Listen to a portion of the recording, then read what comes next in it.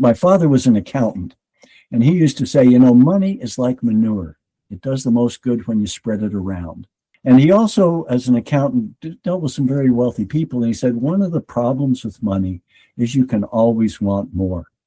Mm. And my parents encouraged us to think about, what do you really need? What's sufficient? What's adequate? And to share with other people, to give of your time, give of your money. And one of the values I realized when we were first on the farm and things were really tight is that if you share at least a little with others, you have enough. And knowing you have enough is a very secure place to come from. Welcome to Activists Make History. My name is Peggy Nash. I've been a union activist, a feminist advocate, and for nearly a decade, a member of Parliament in Canada's House of Commons. I know what it's like to start from scratch, against the odds, in building a community campaign or running for political office.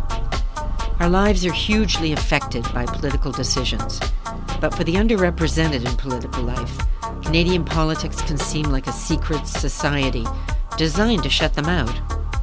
I'm here with a special series from Perspectives, a Canadian journal of political economy and social democracy, to lift the curtain on these electoral mysteries and show the underdogs how we can do it.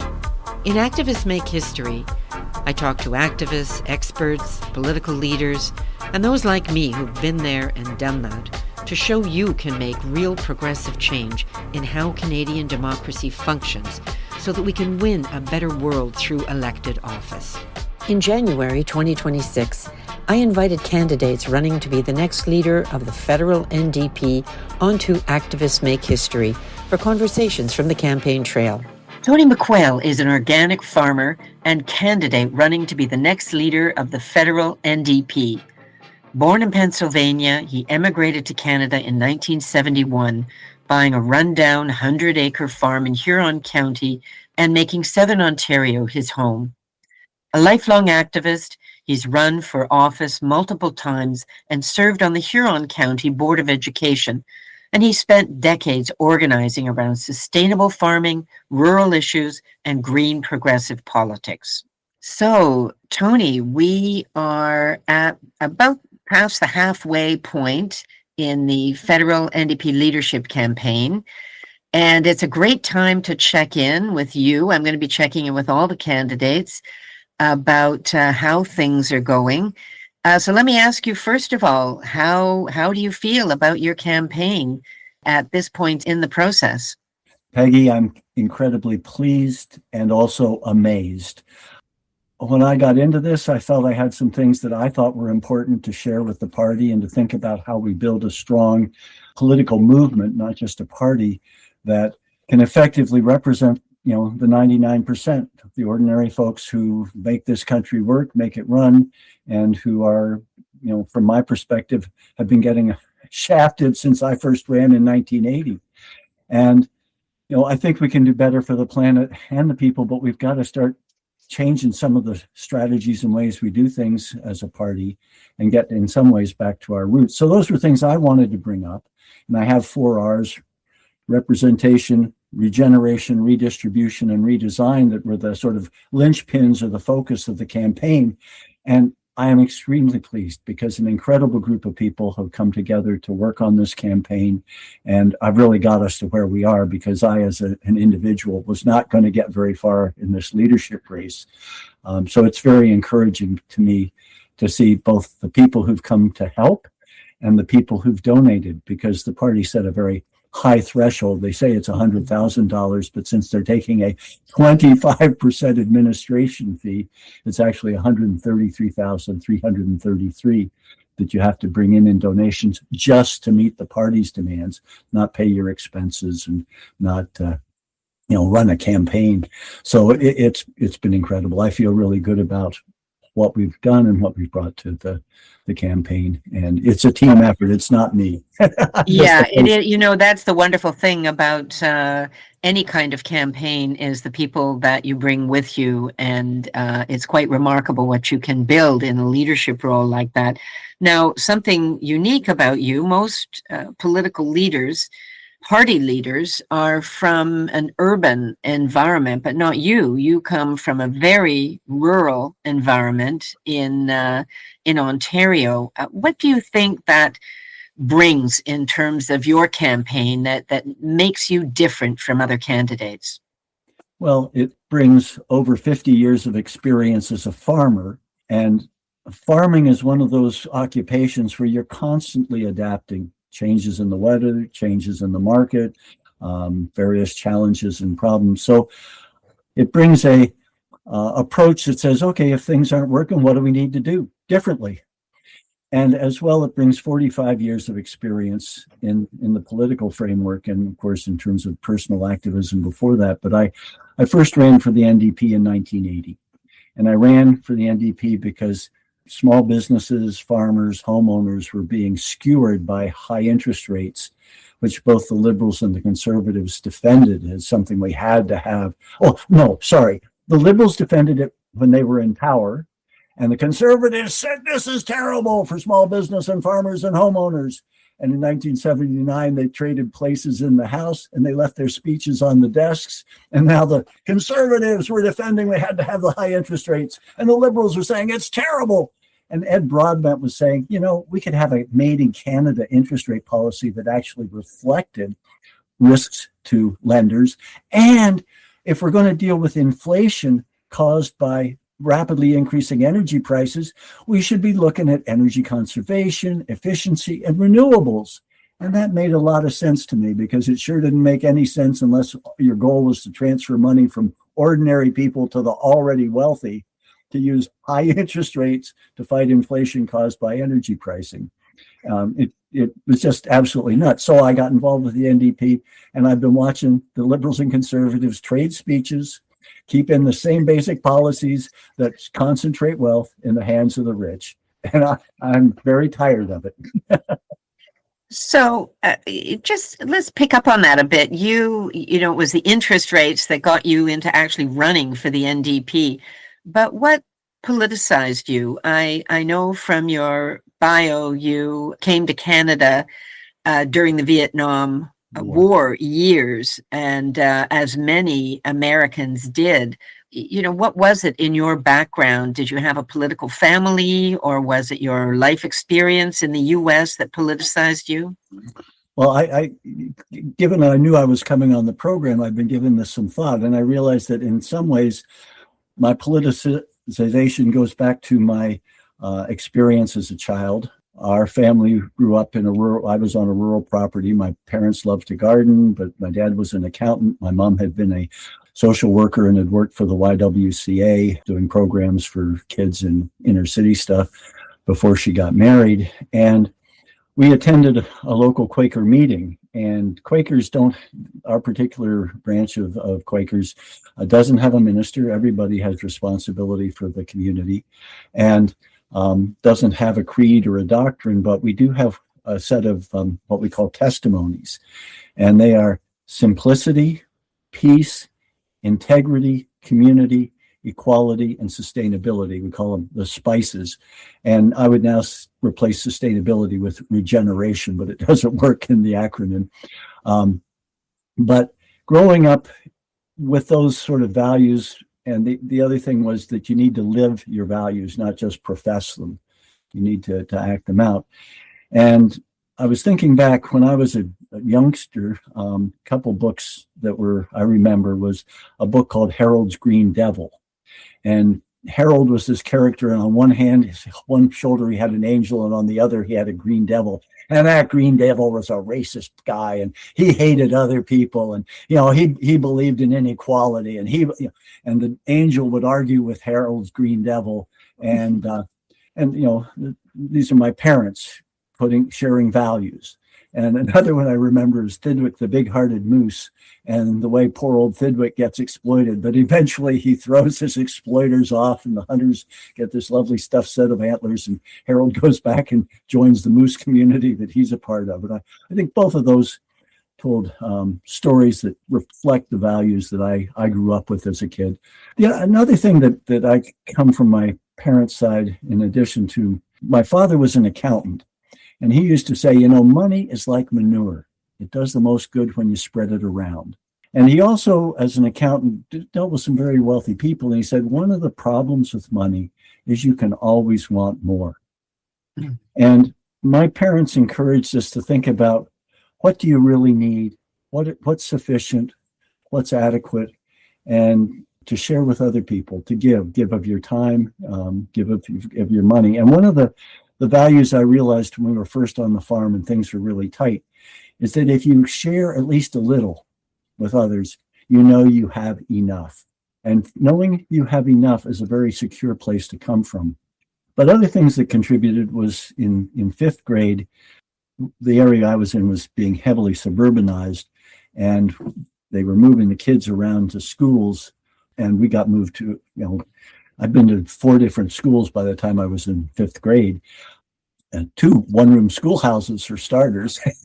But anyway, first few days on the playground, the inner city kids were the downtown kids. They weren't really inner city, but they were downtown kids who were sort of disrupting the group of kids that I knew and were with. And I went home and complained to my mother, and she started to explain about how, racism affected people and other things, and helped me understand that maybe we needed to be more welcoming them to our game rather than seem to have these 2 cliques on the playground. And then when Martin Luther King was assassinated, my parents were involved in a group called the Downingtown Area Interracial Coalition, which tried to look at, well, how do we deal with some of the root problems and root causes? And one of the things that was identified was that Black kids didn't have anywhere to go on a Friday or Saturday night.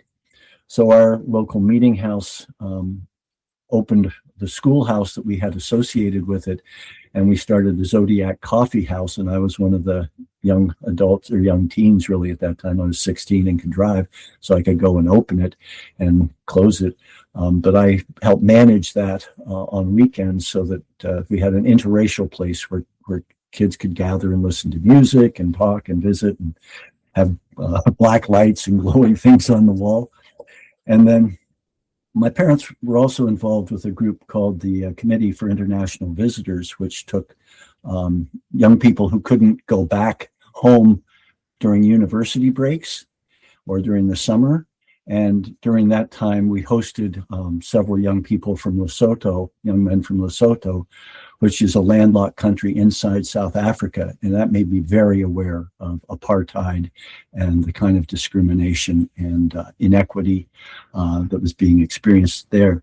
So those are things leading up to my teenage years when I did draft counseling. When I was 16, I did draft counseling in our local Quaker meeting house on Sunday afternoons. And that was a way of helping young men who were facing the U.S. Selective Service System or the draft understand that they had options, that they didn't have to, they could claim conscientious objector status, they could do a variety of things. And in that process, I realized just how corrupting the system was and how it pressured people into going into the reserves, enlisting so they wouldn't be in the front line, because the draftees made up 90% of the frontline soldiers.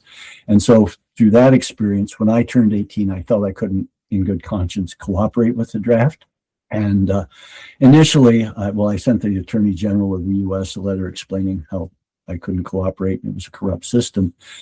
And my first day of work after I graduated from grade 12, there was an FBI agent waiting at home saying, well, I can arrest you now, or I can give you a little more time to think about this. And we agreed that we disagreed on the issue of what you owed to the state and what you owed to a larger, higher power. And so I spent that summer and fall thinking about it. And our initial plan had been to go to prison to protest and refuse to cooperate with the draft. But a couple of things happened during that time. First, it was revealed that the wardens were putting draft non-cooperators, draft refusers, into places where they could be sexually and physically assaulted by other inmates. And then the other thing that I realized was, after I got out of the 2 to 5 year prison sentence and the $5,000 to $10,000 fine, I'd have to be a tax resister, because 50% of the U.S. federal government's money goes to pay for past wars, present wars, and preparation for future wars. Mm-hmm. Just on that, it sounds like your parents guidance and beliefs really shaped you as a young person growing up, and you really incorporated those principles into your life. But then other life events also shaped you, living through that era of the Vietnam War, and obviously very class-based participation in the war. If you were rich, you know, the George Bushes of the world, you likely Yeah. didn't have to face the same constraints and threat of jail. And you made the difficult decision to come to Canada and ran for the NDP in the early 80s, as you described, in reaction to high interest rates. But, you know, that was 45 years ago. What has sustained your desire, your fire to stay engaged politically, and what motivated you to want to take on the challenge of running for the national leadership of the NDP?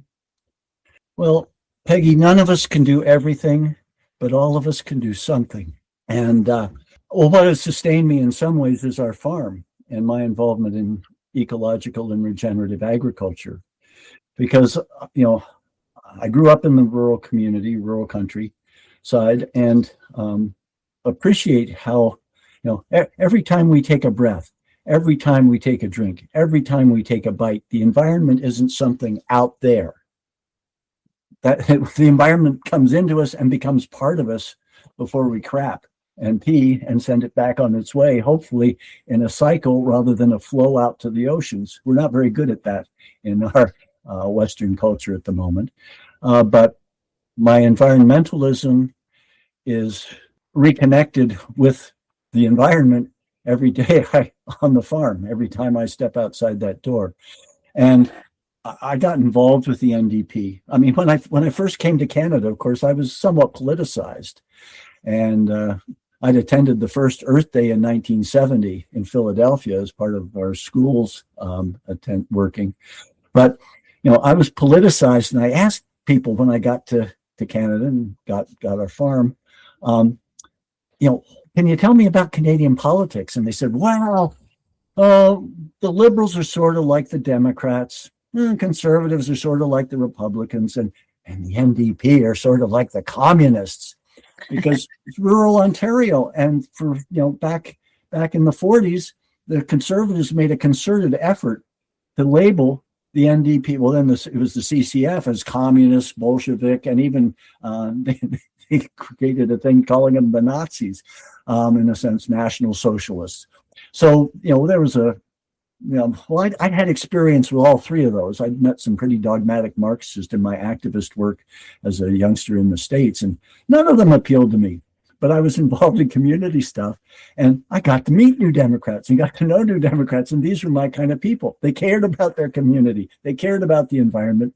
And so when the 79 election rolled around, I called up Paul Carroll, who was a teacher and principal in the Huron County school system and eventually became a superintendent and director. But I called Paul up and said, you know, Fran and I are ready to do something politically. And we'd like to help out in this campaign that we could see was looming, that the Clark government wasn't going to last. And I was thinking, well, we'd turn a mimeograph machine. This was in the days before printers, folks.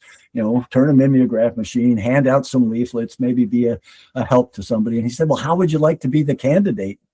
But I said, well, I'd have to know a lot more. He showed up the next day with 2 history books and the party's policy book. And I've been involved in farm organizations here in Ontario, Federation of Agriculture and the local agricultural society. I said, this speaks to me. This is the kind of party I'd like to be part of. And so I ended up the candidate in 1980. But what's kept me going is that sense that we could do so much better. We could do so much better for each other as a community.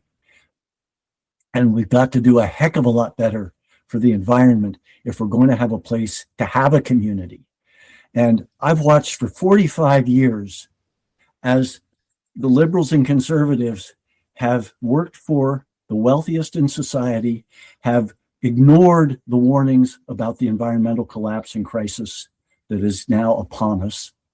And I'm angry about that, but anger by itself doesn't do much good. So I'm trying to figure out, how do we work and how do we build an organization and a movement that can appeal to the 50% of people who've given up on voting And the people I think out there who must be disillusioned liberals and concerned conservatives who have not been being served by their leadership, if we talk about their political leadership, and in fact have been betrayed. And certainly we are. But I also feel that we've been betrayed as New Democrats by leadership that hasn't recognized that we're in a first past the post electoral system, and running competing Green and NDP candidates is just a waste of time and convinces people that you don't have a bloody chance of getting elected. So then they vote strategically. So we've got to deal with those issues, and we've got to deal honestly with them. The other thing, I've got my 4 R's, which I've mentioned, but I also have 4 D's that I think we have to call out. The delusional thinking of the leadership that we've been getting in terms of our government. They haven't faced the realities of climate collapse and social disintegration caused by wealth concentration. Tony, just let me ask you about that, because there is a lot of pessimism today because of climate action, climate inaction, and the liberals greenwashing and coming out in support of fossil fuel, and I think that creates some cynicism. And so let me ask you specifically on that. You have a long history of grassroots activism. How do you deal with that? How do you keep people motivated when the forces that are in power are so detrimental to our environment? Well, people have every right to be cynical and in despair because the system has not been working for them or the broader Mother Earth ecosystem creation. And we are sailing on a ship that the captains of industry and captains of the political system are sailing into disaster. So people have every right. So what you have to do is work where you are with the people around you and build community. And I would say, I would advise everybody to start figuring out how you can grow some of your own food in your community. And we need to be building from our slogan for our campaign is from the ground up, because that's what we need to be doing. We need to be rebuilding community. And as New Democrats, we definitely need to be reconnecting with the grassroots. And as a federal party, we need to be supporting and energizing and helping all our electoral district associations all across the country. We are not going to form a government or even an effective position in a minority government unless we recognize that all our riding associations are important and stop fretting about who do we have who's already elected and where might be a swing riding that we might get another two or three seats. Tony, let me just ask you on that, because I sure as you know, as a leadership candidate, Canada is a big country. It's a lot of territory. I got recruited by Jack Layton many years ago to run, and I know that he believed that the future success of the NDP ran through Quebec. And talk to me about your vision for Quebec. Now, you don't speak French. How can you connect with Quebecers? What is your vision for that province? Well, I don't have a vision for that province. The people of that province need to come up with the vision for that province. But what I do have is a vision for Canada. I'm a holistic management certified educator.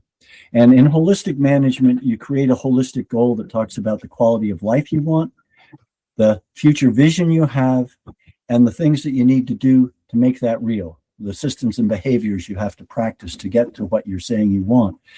So I've got it translated into French, and you're right, Peggy. I know, and I think one of the things we have to be as a party is also honest. We are not ever going to compete with the liberals and conservatives in terms of money. We have to compete with them in grassroots organization. We hosted Katimavik billets back in the 80s, and I got along really well with the Francophone billets that we got through Katimavik.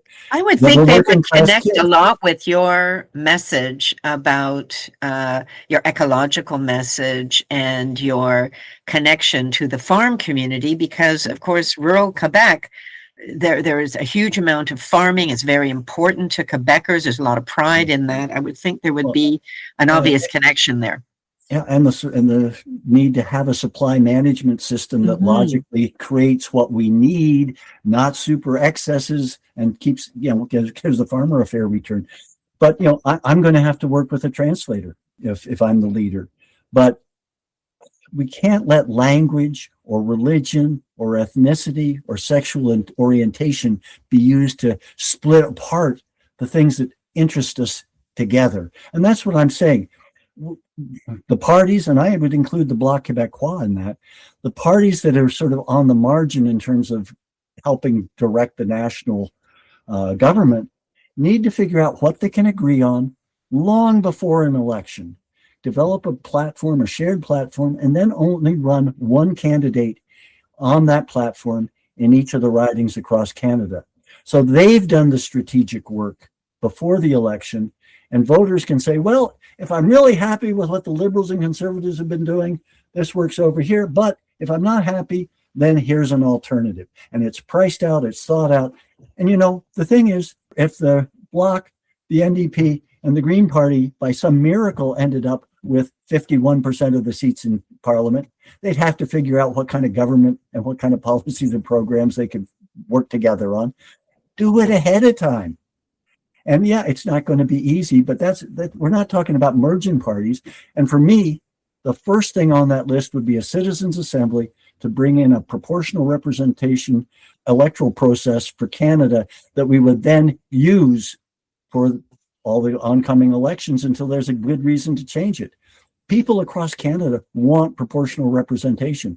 Liberals in Alberta are tired of not getting representation. Conservatives in downtown Toronto tired of not getting, we are creating a fragmented country by not having a proportional system, because none of the parties get full representation, and all of the parties write off ridings that they don't think they can win in and only focus on swing ridings and ones where they've got sitting members.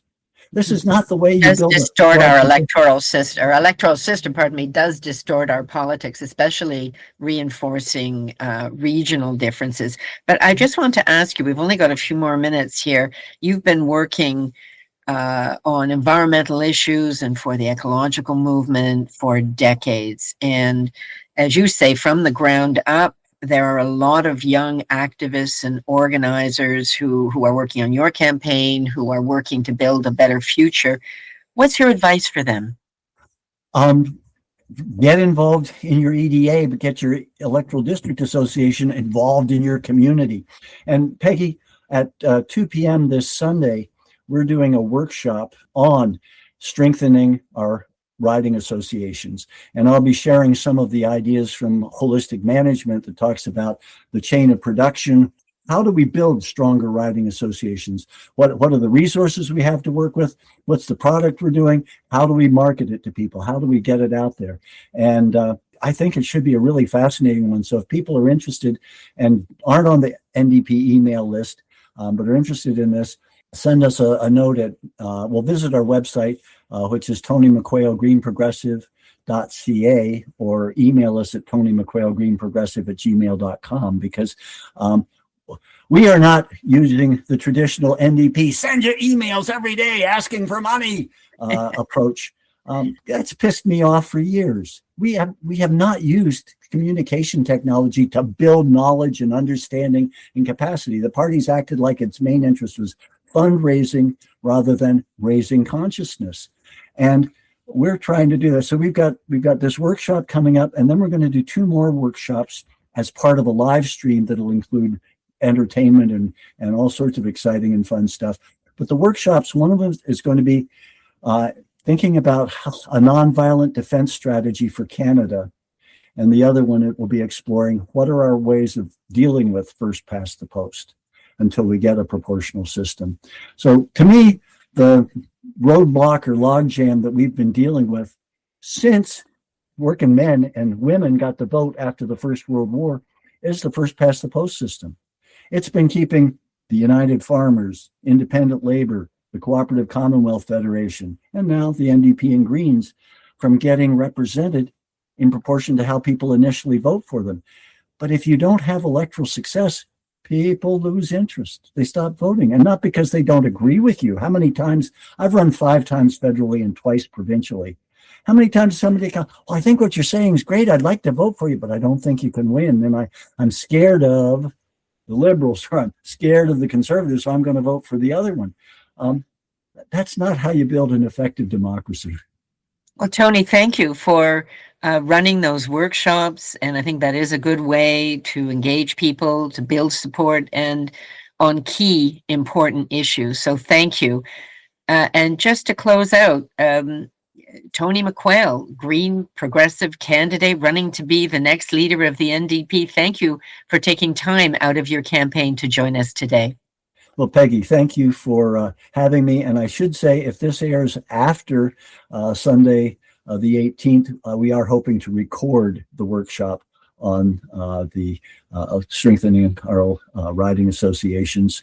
And so, again, if people visit our website, hopefully the link will be up on it not too long after the Sunday. Excellent. Thanks for that. Okay. Take care and good luck on the campaign trail.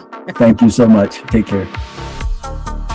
That was Tony McQuail, Green progressive candidate running to be the next leader of the federal NDP.